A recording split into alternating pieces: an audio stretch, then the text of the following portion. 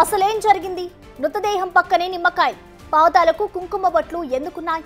క్షుద్ర పూజలు చేసి ఏమైనా బలిచ్చారా? ఇలా ఒకటి రెండు కాదు, ఎన్నో ప్రశ్నలు, మరెన్నో అనుమానాలు.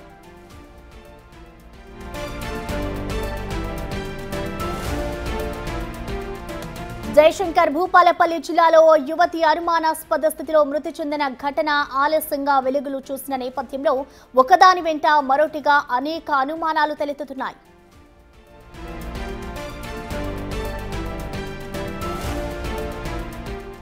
కాటారం భూపాలపల్లి జాతీయ రహదారి పక్కన ఉన్న అటవీ ప్రాంతంలో యువతి మృతదేహం లభ్యమైంది. కుళ్లిపోయిన స్థితిలో ఉన్న మృతదేహాన్ని గుర్తించారు పోలీసులు. మృతురాలిని చిట్యాల మండలం ఒడితల గ్రామానికి చెందిన కప్పల వర్షినిగా గుర్తించారు. ఆమె మృతదేహం పక్కనే ఆధార్ కార్డు కూడా ఉంది. ఈ యువతి కనిపించడం లేదని ఈ నెల 6న చిట్యాల పిఎస్లో మిస్సింగ్ కేసు నమోదైంది.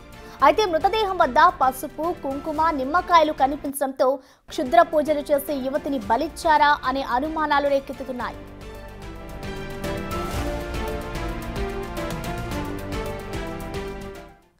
యువతి అనుమానాస్పద మృతికి సంబంధించిన పూర్తి డీటెయిల్స్ ని మా ప్రతినిధి వేణు లైవ్ ద్వారా అందిస్తారు. వేణు, మనం చూస్తున్నాం, అసలు యువతి మృతికి సంబంధించి ఏం జరిగి ఉండొచ్చు అనుకోవచ్చు? దీనికి సంబంధించి అసలు పోలీసుల దర్యాప్తు ఏం చెప్తోంది? ఆ నిమ్మకాయలు కూడా ఉన్నట్లుగా కూడా మనకి క్లియర్ గా చూస్తే కనిపిస్తుంది కదా, అసలు ఏమైనా అప్డేట్స్ తెలుసాయా?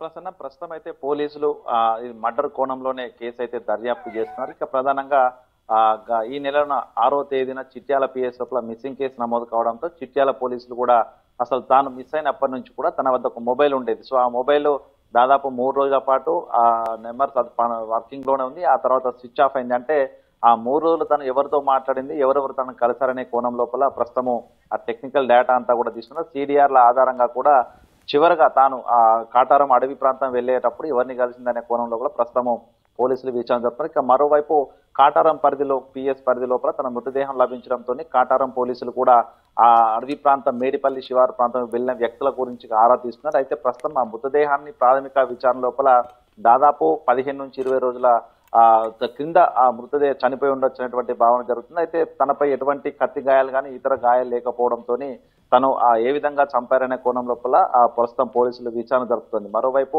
మెడికల్ టెస్ట్ ఇందులో కీలకమైతే కానీ తన విష ప్రయోగం చేశారనేది కూడా ప్రస్తుతం కొన్ని అనుమానాలు కలుగుతున్నాయి. ఎందుకంటే తాను డెడ్ బాడీపై కూడా అటు కాళ్లపై, చేతులపై ఆ కుంకుమ బొట్లు, పసుపు బొట్లు, అదేవిధంగా తన చుట్టూ కూడా నిమ్మకాయలు, పసుపు, కుంకుమలతో ముగ్గులు వేసి మంత్రాలు చేసినట్లుగా కొన్ని ఆనవాళ్లు కనిపించాయి. కాబట్టి క్షుద్ర పూజలు చేస్తూనే తనను సంహరించారనేటువంటిది ప్రస్తుతం పోలీసులు భావిస్తున్నారు. అయితే దీనికి సంబంధించి అటు కాటారం పోలీసులు, అదేవిధంగా చిట్యాల పోలీసుల ఆధ్వర్యం లోపల ప్రత్యేక బృందాలు విచారణ జరుపుతున్నాయి. ఇక తన తండ్రి చనిపోయి 2 నెలలే అవుతుంది. అప్పటి నుంచి కూడా తాను పూర్తి డిప్రెషన్ లో ఉంది. అయితే తాను కొంతమంది పరిచయస్తులతో ఫోన్ చేసుకుని తాను వేరే చోటుకి వెళ్ళినటువంటిది కూడా తెలుస్తుంది. అయితే తను వెళ్ళిన విషయం కూడా తల్లికి చెప్పకపోవడము, తాను 3 రోజుల నుంచి ఫోన్ చేసినా కూడా ఇంట్లోంచి వెళ్ళిన తర్వాత లిఫ్ట్ చేయకపోవడంతో కూడా కొన్ని అనుమానాలు వ్యక్తమవుతున్నాయి. తాను ఎవరైనా ఫ్రెండ్స్ కావాలని తనను తీసుకెళ్లి చంపేశారా అనేది కూడా ప్రస్తుతము కొంత ఒక మిస్టరీగానే మిగిలింది. ప్రస్తుతానికైతే పోలీసులు అటు సీసీ కెమెరాలు కొంత దానిలో క్లూ దొరికినా కూడా దాన్ని బట్టి పోలీసుల విచారణ ఆ వైపుగా సాగే అవకాశం ఉంది. ఇప్పటి వరకు మెడికల్ టెస్ట్లు వస్తేనే తన మృతికి గల ప్రధాన కారణాలు తెలిసే అవకాశం ఉంది. అయితే తను ఏ విధంగా చంపారా, తాను ఆత్మబలిదానం చేసుకునే విషయం పక్కన పెడితే అసలు ఎందుకు తను అడవి ప్రాంతానికి వెళ్లాల్సి వచ్చింది, అటు ఏ రోజు కూడా వెళ్ళలేదు, తన అటు సైడ్ బంధువులు లేరు, తన ఫ్రెండ్స్ కూడా లేరు, కానీ తను ఒక్కతే ఎందుకు వెళ్ళింది, అటు ఇంట్లో కనీసం చెప్పకుండా కూడా ఎందుకు వెళ్ళింది అనేది ప్రస్తుతము ఆ పోలీసులను వేధిస్తున్న ప్రశ్న. ఎందుకంటే తాను ఆ తండ్రి చనిపోయి బాధలో ఉన్న యువతి తాను ఇంట్లో ఉండి ఒకవేళ ఫ్రెండ్స్ దగ్గరికి వెళ్తే తిరిగి రావాల్సింది, కానీ తను ఎవరి ప్రోద్బలంతో అక్కడికి వెళ్ళింది అనేది ప్రస్తుతము పోలీసులు కనుగొనే పనిలో ఉన్నారు. ఇక సిడిఆర్ల ద్వారా కొంత కీలక సమాచారం వచ్చే అవకాశం ఉంది. ఇక ఈ రోజు వరకు తన సిడిఆర్లు, టవర్ డంపులు అన్ని తెలిస్తే ఆ మేడిపల్లి శివార్లో గత నెల 20 నుంచి 15 రోజుల మధ్య లోపల ఎవరెవరు అక్కడ సెల్ ఫోన్ లొకేషన్లు పనిచేశాయి, ఎవరెవరి ఆ సిగ్నల్స్ పనిచేసాయనే ఆధారంగా పోలీసులు అయితే పూర్తిగా ఈ యొక్క మర్డరా లేకుంటే తాను ఆత్మార్పణ చేసుకుందా, ఇందులోపల క్షుద్ర పూజల కీలక పాత్ర వహించనే దానిపైన కూడా పూర్తి డేటా వచ్చే అవకాశం ఉంది. మరికొద్ది సేపట్లో చిట్యాల పోలీసులు కూడా ఈ ఘటనకు సంబంధించి ప్రాథమిక వివరాలు వెల్లడించే అవకాశం ఉంది. ఏదేమైనా కూడా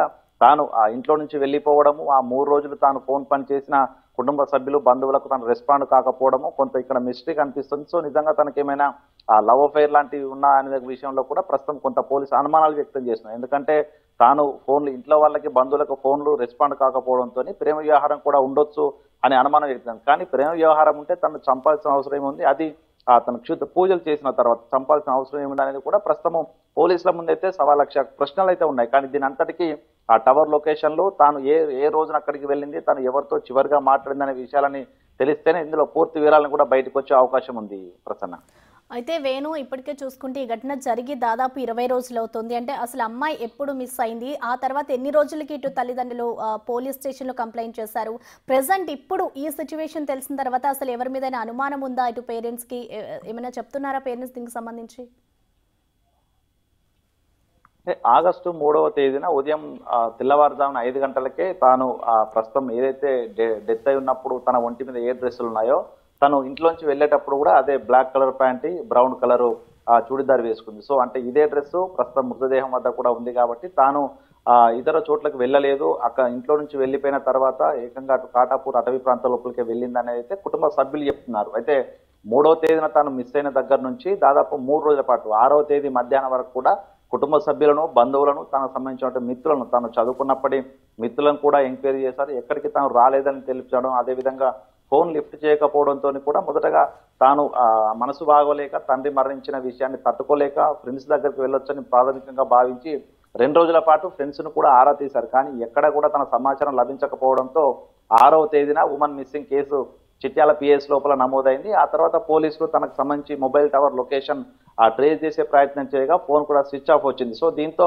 తాను మానసికంగా కొంత ఇబ్బంది పడుతుంది కాబట్టి ఇతర తీర్థయాత్రకు వెళ్ళొచ్చు, తనే వస్తుందని కుటుంబ సభ్యులు కూడా భావించారు. అయితే అనూహ్యంగా తన డెడ్ బాడీ 2 రోజుల క్రితము ఆ కాటారం శివారు మేడిపల్లి లోపల గుర్తించడము, ఆ తర్వాత తన దగ్గర ఆధార్ కార్డు ఉంది. సో ఆధార్ కార్డు ఉన్న తర్వాత తనకు సంబంధించినటువంటి డీటెయిల్స్ అన్ని కూడా అటు చిట్యాల పిఎస్ లోపల మిస్సింగ్ కేసు నమోదు కావడంతో పేరెంట్స్ కు సమాచారం ఇవ్వగా డెడ్ బాడీని గుర్తుపెట్టారు. అయితే తాను ఆధార్ కార్డు తీసుకొచ్చిందంటే తాను వేరే దగ్గరికి వెళ్ళడానికి ఆ బస్సులో, ఎందుకంటే ఉచిత మహిళల ప్రయాణం ఉంది కాబట్టి తాను దాని ద్వారా ప్రయాణం చేయడానికి వచ్చింది. కానీ మేడిపల్లి శివారు అటవీ ప్రాంతానికి ఎందుకు వచ్చింది, ఆ తర్వాత ఇంట్లోంచి 3వ తేదీ తెల్లవారుజామున బయటికి వెళ్ళిన తర్వాత తనకు ఎవరు ఫోన్ చేస్తే తన వెళ్ళిందనేది ప్రస్తుతం కొంత పోలీసులు ఛేదించే పనిలో ఉన్నారు. అయితే వాళ్లతోనే వెళ్ళిందా లేకుంటే తాను ఒంటరిగా కొంతమంది మంత్రగాళ్లను సంప్రదించి క్షుద్ర పూజల కోసం తానే వెళ్ళిందా అనేది ప్రస్తుతం మిస్టరీగా ఉంది. ఏదేమైనా కూడా ఇందులో పోలీసులు మాత్రం ఇది పక్కా మర్డర్ అనేది భావిస్తున్నారు. కానీ పూజలు చేసిన తర్వాత మర్డర్ చేశారా లేదా తనపైన అఘాయిత్యం చేసి మర్డర్ చేశారా అనేది ప్రస్తుతం మెడికల్ టెస్ట్ లో తెలిసే అవకాశం ఉంది. ఏదేమైనా కూడా ఈ మిస్టర్ కేసును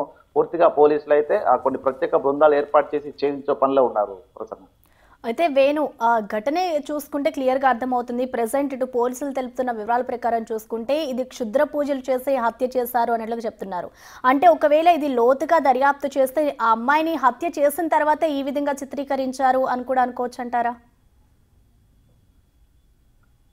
అంటే ప్రస్తుతము ఆ సీన్ ఆఫ్ అఫెన్స్ చూస్తే తన ఒంటి మీద కూడా కొన్ని పసుపు కుంకుమ సంబంధించిన ఆనవాళ్ళన్నాయి. అంటే ఒకవేళ నిజంగా తను 15 రోజుల క్రితం 2 వారాల క్రితము చంపు ఉండొచ్చు, లేకపోతే చంపుండొచ్చు అనేటువంటి పోలీసులు భావిస్తున్నారు. కానీ అప్పటి నుంచి దాదాపుగా అటు కాటారం శివారు ప్రాంతంలో దాదాపు 4 నుంచి 5 రోజుల పాటు వర్షం కురిసింది. సో ఆ వర్షానికి నిజంగా తన పద్ద ఉన్నటువంటి ఆ కుంకుమ కానీ పసుపు కానీ ఆ ఆనవాళ్ళు నిజంగా తను చెరిగిపోవాలి. కానీ ఇప్పటి వరకు కూడా ఆ ఆనవాళ్ళన్నీ అలాగే ఉన్నాయి. అదేవిధంగా తన ఒంటిపై కూడా పసుపు సంబంధించిన కుంకుమ సంబంధించిన అరికాళ్ళ పాదాలు, అదేవిధంగా అరిచేతులు, తన ఒంటిపై కూడా ఈ మార్క్స్ అన్ని ఉన్నాయి. కాబట్టి ఇవన్నీ నిజంగా ఆ హత్య ఇక్కడ జరిగిందా లేదా అనేది కూడా ప్రస్తుతం పోలీసులు కొంత అనుమానం వ్యక్తమవుతుంది. ఎందుకంటే ఆ స్థాయి వర్షం పడినప్పుడు తన ఒంటిపై ఉన్నటువంటి ఆ పసుపు కుంకుమలు కానీ పూర్తిగా నీళ్ళలో వాషౌట్ అవుతాయి. కానీ అదే విధంగా తన బాడీపై ఉండడంతో మరెక్కడో ఒక చోట చంపేసి దాన్ని తీసుకొచ్చి అక్కడ పడవేశారా, దాన్ని పక్కదో పట్టించే విధంగా అక్కడ క్షుద్ర పూజలు జరిగినట్లు ఆనవాళ్ళు ఉండే విధంగా నిమ్మకాయల పసుపులో ఒక రకమైన ముగ్గు, అదేవిధంగా డెడ్ బాడీపై ఈ మార్క్స్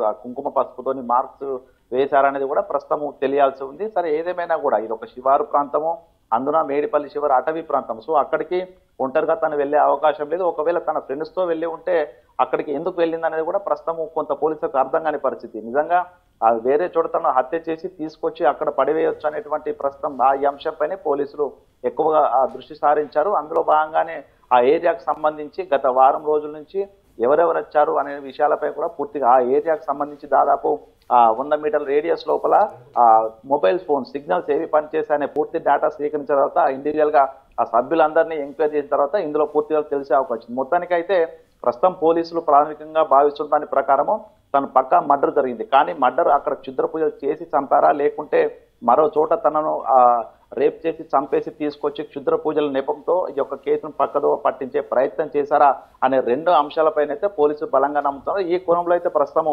పోలీసుల దర్యాప్తు కొనసాగుతుంది. దీనికి సంబంధించి ప్రత్యేక బృందాలు కూడా తనకు సంబంధించిన సెల్ ఫోన్ టవర్ లొకేషన్స్, అదేవిధంగా కాటారం శివారు ప్రాంతానికి వెళ్తున్నటువంటి ప్రతి వాహనానికి సంబంధించినటువంటి 20 రోజుల నుంచి ఉన్నటువంటి డేటా అంతా కూడా సేకరిస్తున్నారు. సో దీని ద్వారా ఏదైనా క్లూ దొరికితే అసలు